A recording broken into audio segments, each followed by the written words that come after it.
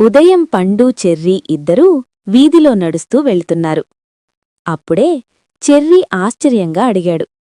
అరే పండు, ఇవాళ ఆదివారం కాదు కదా, మరి చర్చెందుకు ఓపెన్లో ఉంది?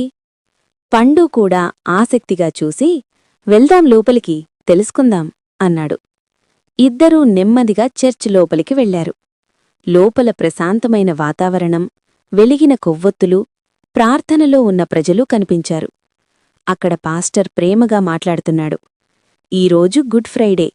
ఈ రోజున జీసస్ క్రైస్ట్ మనుషుల కోసం త్యాగం చేసిన పవిత్ర దినం. ప్రేమ, క్షమ, దయ నేర్పిన రోజు.